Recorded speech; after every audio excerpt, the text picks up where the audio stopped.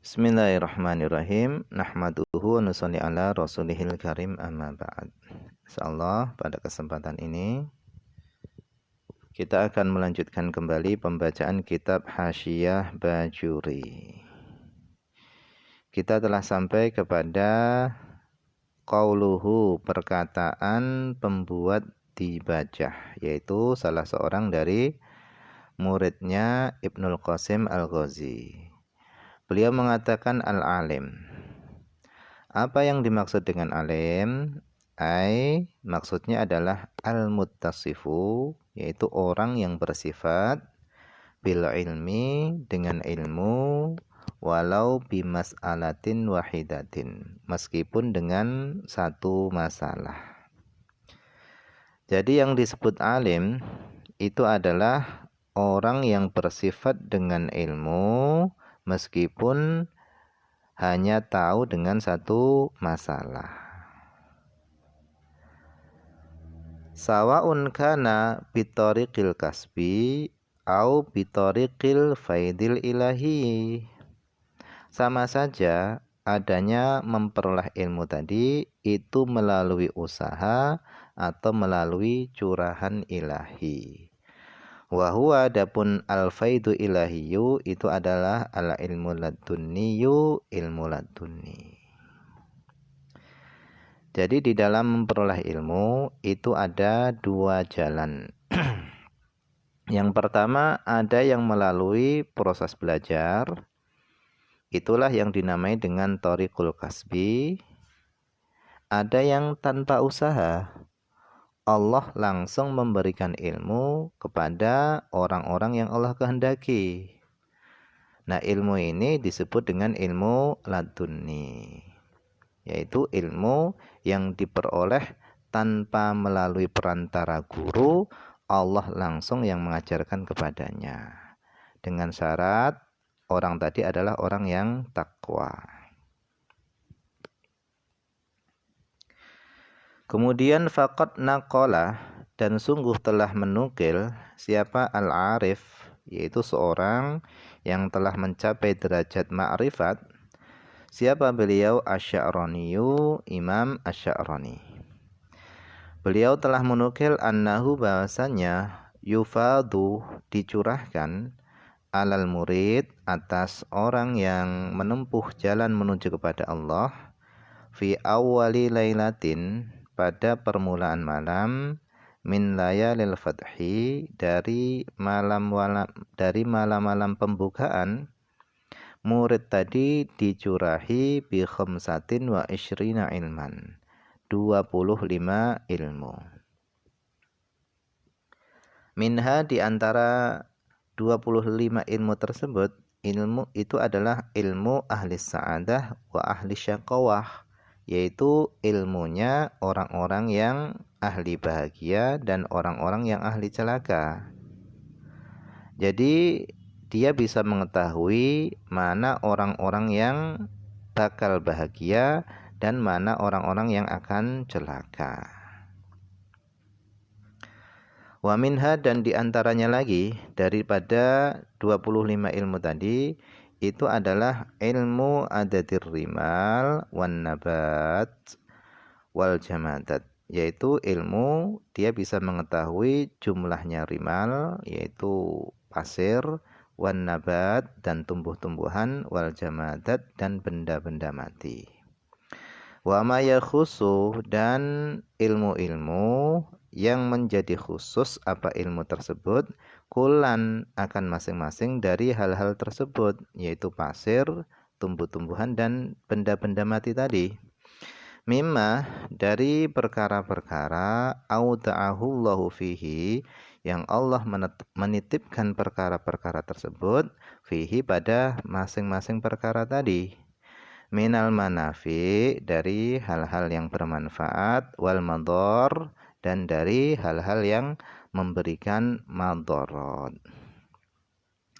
Jadi orang tadi itu bisa mengetahui mana dari perkara-perkara tadi yang memberikan manfaat dan yang mendatangkan madharat atau bahaya.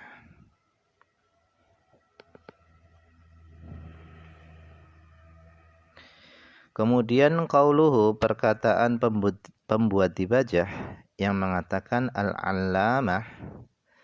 Jadi al-allamah itu adalah sighatun mubalaghatun. Itu adalah sighat mubalaghah. Kan nasabah, seperti lafadz nasabah. Nasabah ini sama dengan allamah. Ini adalah sighat mubalaghah juga.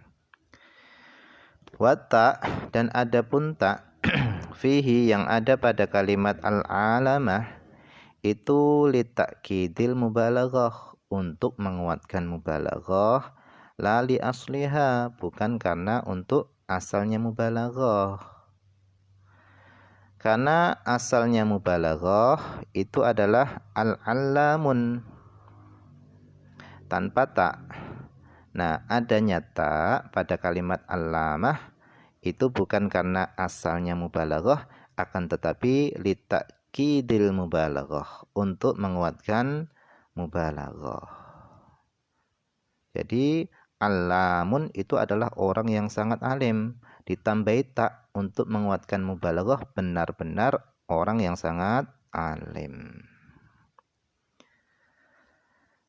Li'annahu, karena sesungguhnya asal mubalaghah itu mustafadun, itu diambil faedah minas sighati, daripada sighat.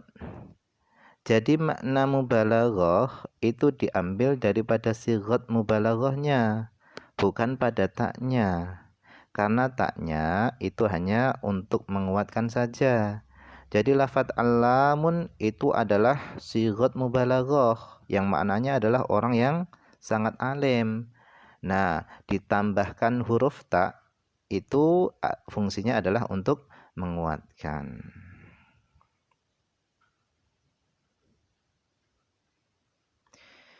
Wa maknahu, dan adapun makna daripada allamah, maknanya adalah katsirul ilmi, yaitu orang yang banyak ilmunya.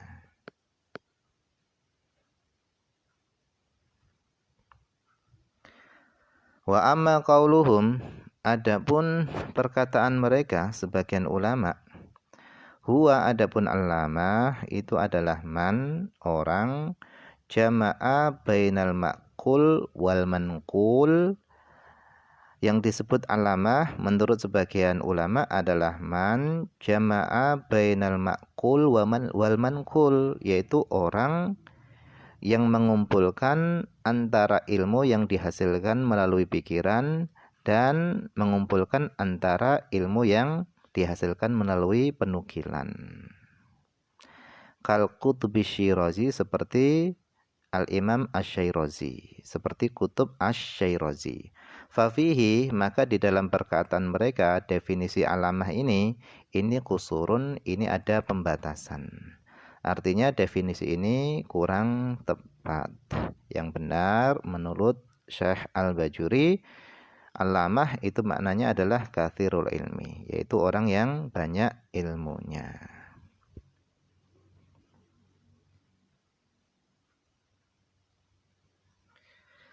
Kemudian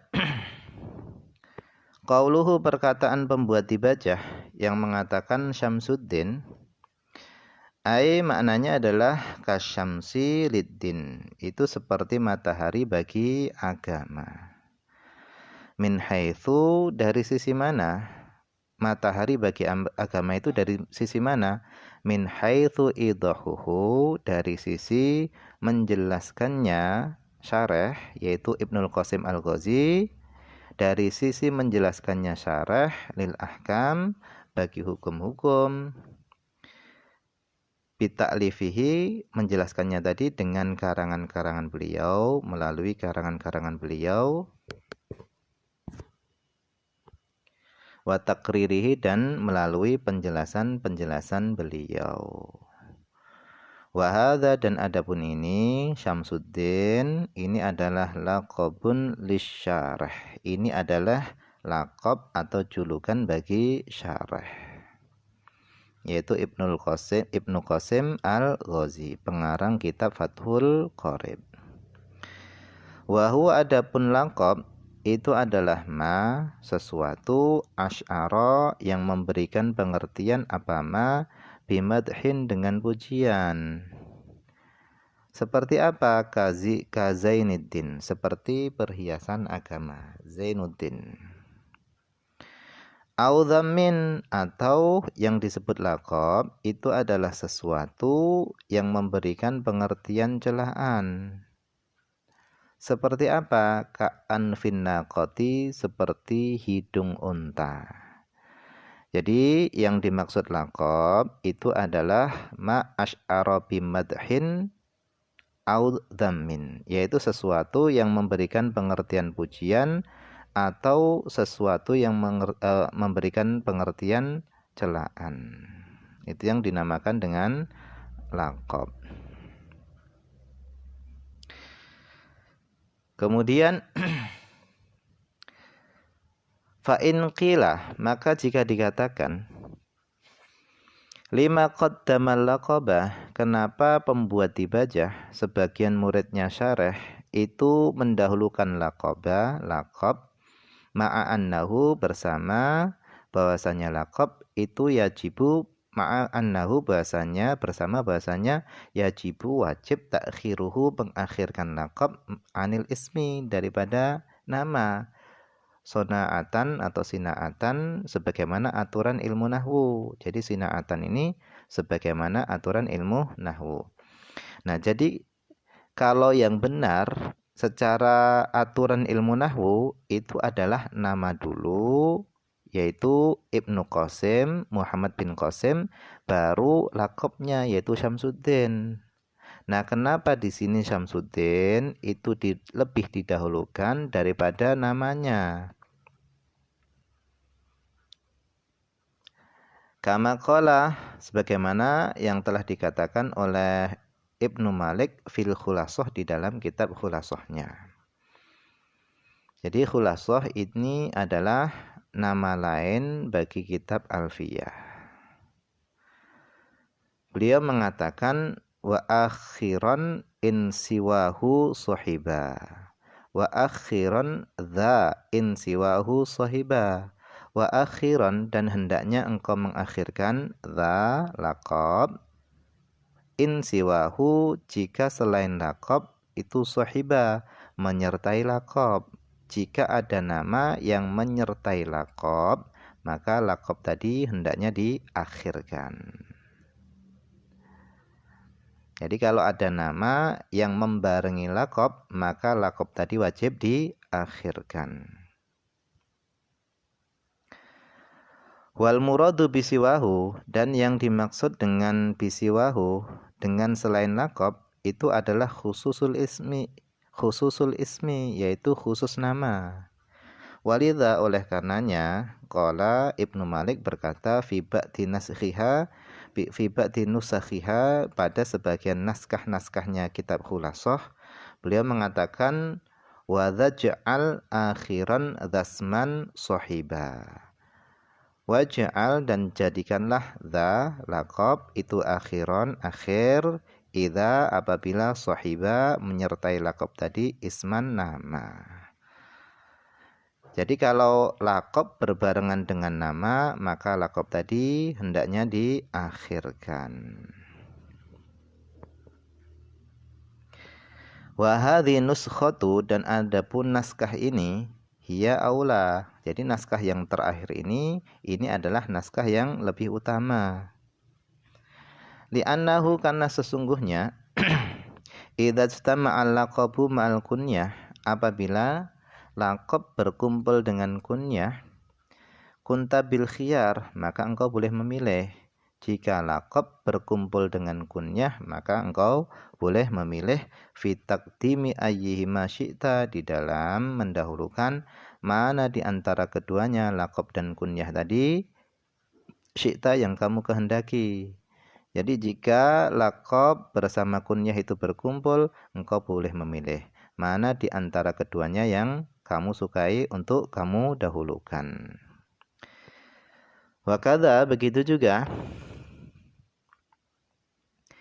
idza istama'al ismu wal kunyah, apabila nama itu berkumpul dengan kunyah, itu juga boleh memilih mana yang kamu sukai di dalam mendahulukan. Jadi keharusan mengakhirkan laqab itu adalah ketika nama berkumpul dengan laqab. Itu wajib diakhirkan.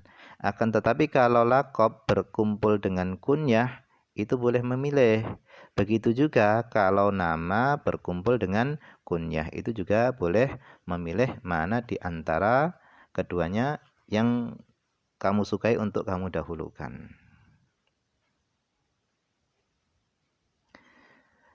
Ujibah, maka dijawab. Jadi tadi itu kan ditanyakan, kenapa pembuat dibajah itu mendahulukan laqab daripada nama? Maka ujibah, maka dijawab.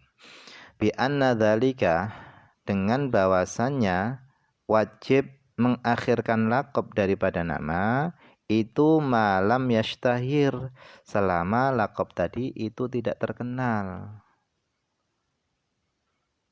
Wa illa, kalau laqabnya tadi itu terkenal, jaza taqdimuhu, maka boleh mendahulukan laqab daripada nama. Sebagaimana kama fi qoulihi ta'ala, sebagaimana di dalam firman Allah Subhanahu wa taala, Al-Masihu Isa bin Maryam. Masih Isa bin Maryam. Nah, di dalam ayat ini Al-Masih, yaitu laqab beliau, itu didahulukan dari nama beliau, yaitu Isa. Kenapa? Karena Nabi Isa itu terkenal dengan laqab Al-Masih, sehingga boleh mendahulukan laqab daripada nama. Ala annal mu'arrikhin, dan juga bahwasannya para ahli sejarah itu la yubaluna, mereka enggak peduli bitaqdimil laqabi, dengan mendahulukan laqab alal ismi, atas nama. Fal wujubu, maka adapun kewajiban mendahulukan nama atas laqab, innama huwa indan nuhati, hanya saja kewajiban itu adalah menurut ulama nahwu saja. Menurut sebagian yang lainnya selain ulama nahwu enggak masalah. Kemudian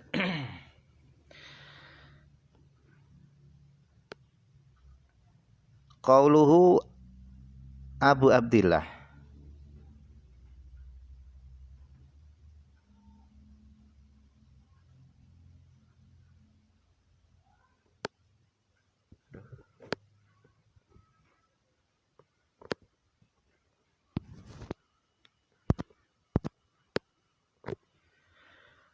Kemudian qauluhu Abu Abdillah, perkataan beliau Abu Abdillah,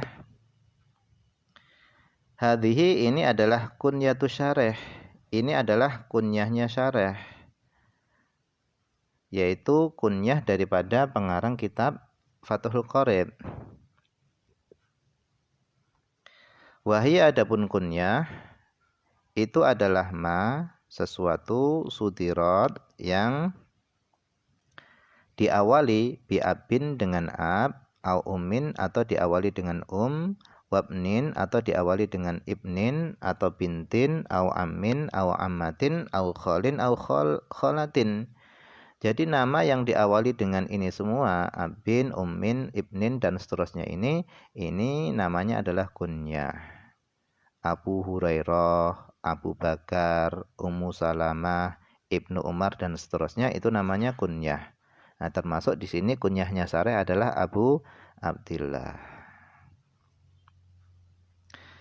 Kemudian wa qauluhu Muhammad, dan adapun perkataan Muhammad itu ismuhul karim, itu adalah namanya syarih yang mulia.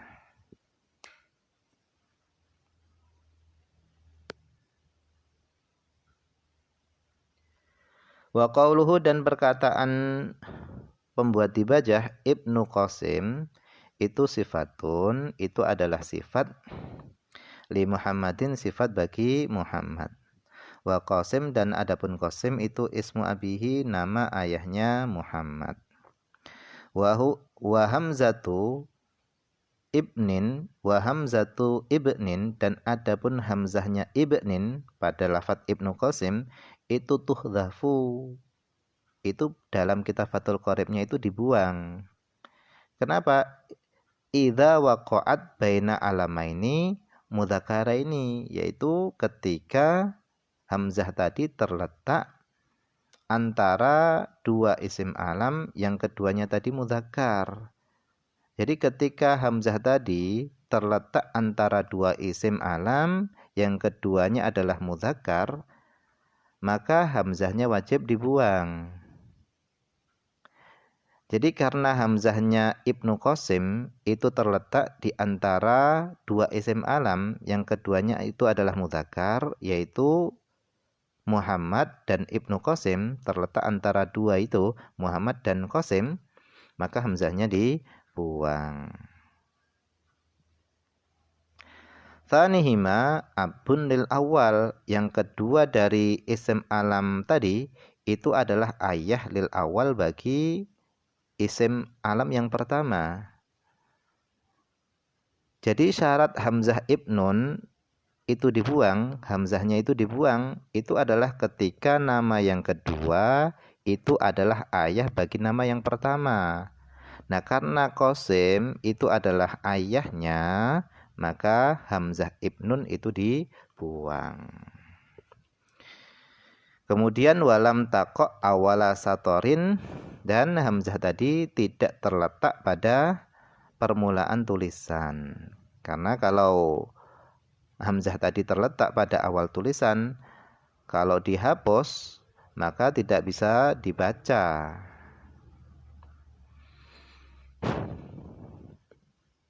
Nah, ini saja yang mungkin bisa dibaca pada kesempatan ini. Semoga ada manfaatnya.